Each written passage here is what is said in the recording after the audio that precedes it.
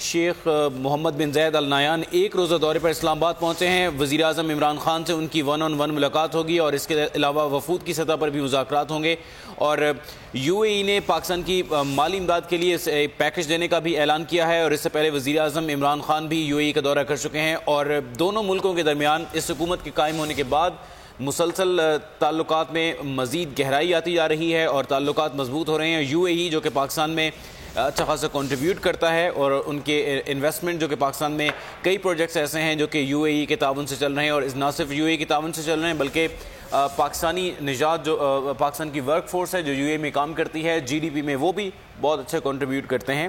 شاہد مثلا ہمارے ساتھ موجود ہیں، ان سے بات کرتے ہیں۔ شاہد، کیا بتائیں گے؟ ان کی آمد ہو گئی ہے، اب اس کے بعد کیا معمول ہوگا ان کا؟ جی دیکھیے، وہ ایک روزہ دورے پر ولی عہد ہیں وزیر اعظم عمران خان کی جانب سے ان کا خیر مقدم کیا گیا ہے۔ اب وہ ان کو وزیر اعظم ہاؤس میں گارڈ آف آنر دیا جائے گا۔ پاک فضائیہ کا دستہ جو ہے وہ بھی ان کو سلامی دے گا۔ اس کے علاوہ وفود کی سطح پر عمران خان سے مذاکرات ہوں گے یو اے ای کے ولی عہد کے۔ دوسرا، جو یو اے ای کی جانب سے پہلے ہی $3 بلین کی امداد کا اعلان کیا گیا ہے پاکستان کے لیے، اس کے علاوہ سرمایہ کاری کے حوالے سے بھی پاکستان کی جانب سے ان کو کہا جائے گا۔ سرمایہ کاری کے حوالے سے بھی اسٹریٹجک معاشی ریلیشن شپ ڈیولپ کرنے کی کوشش کی جا رہی ہے، اور یہ کوشش کی جا رہی ہے کہ دونوں ممالک کے درمیان کسی قسم کا معاہدہ ہو جائے۔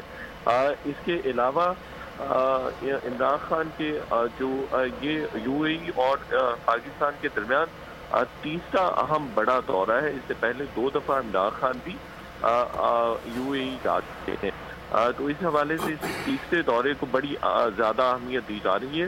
ان کا یہ ایک روزہ دورہ ہے۔ ابھی کچھ ہی دیر بعد ان کی وزیر اعظم سے ملاقات ہوگی ون آن ون، اور اس کے بعد وفود کی سطح پر ان سے ملاقات ہوگی۔ اس کے بعد ان کو ذخیرہ بھی دیا جائے گا جس میں کابینہ کے بہت سارے افراد بھی شامل ہوں گے، شریک ہوں گے۔ ولی عہد کے ساتھ دوسرے جو بزنس مین اور یو اے ای کے کاروباری حضرات بھی موجود ہیں۔ تو اس حوالے سے اس دورے کو بہت زیادہ اہمیت دی جا رہی ہے کہ 16 لاکھ سے زائد پاکستانی وہاں پر کام کرتے ہیں، جو کہ ہر سال $4.5 بلین جو ہیں وہ پاکستان بھیجتے ہیں۔ تو اس حوالے سے دونوں ممالک کے تعلقات بھی انتہائی اہمیت کے حامل ہیں۔ اچھا شاہد مثلا بتائیے گا، ابھی یہ قافلہ آگے کی جانب بڑھ رہا ہے، پہلے کہاں کا رخ کیا جائے گا؟ جی دیکھیے، وزیر اعظم ہاؤس وہاں پر ان کو گارڈ آف آنر دیا جائے گا، اور پھر پاک فضائیہ کی جانب سے فضائی سلامی بھی دی جائے گی۔ اس طرح سے ہمارے ذرائع بتا رہے ہیں، اور اس کے بعد ظہرانے کا اہتمام کیا گیا ہے جس میں تمام وزراء، وفاقی کابینہ کے افراد اور باقی جو کاروباری حضرات ہیں اور اہم شخصیات ہیں وہ بھی شریک ہوں گے۔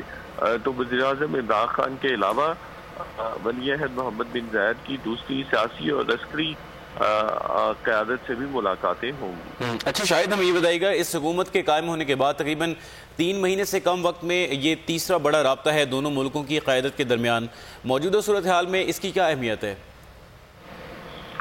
دیکھیے، پاکستان شدید مالی بحران کا اس وقت شکار ہے۔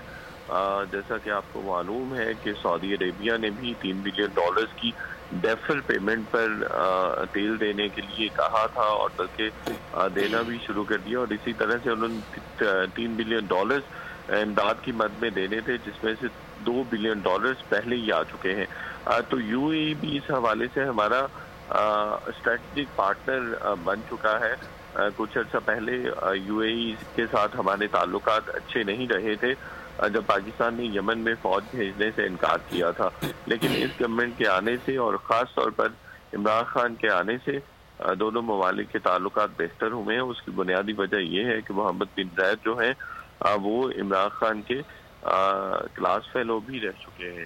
تو اس وجہ سے اب یہ دونوں ممالک کے درمیان تعلقات جو ہیں اصل نو بہتر ہوئے ہیں، ان کی تجدید ہوئی ہے۔ تو عمران خان کے جو پہلے دورے تھے اس کی بنا پر کافی زیادہ پاکستان کو UAE کے قریب ہونے کا موقع ملا ہے، تو $3 بلین کی امداد کا اعلان UAE کی جانب سے کیا گیا ہے، اور وہ امداد اگر پاکستان کو مالی امداد ملتی ہے تو اس سے پاکستان کے معاشی حالات اور معاشی بحران کو سنبھالنے کا ایک بہتر موقع حاصل ہو سکے گا۔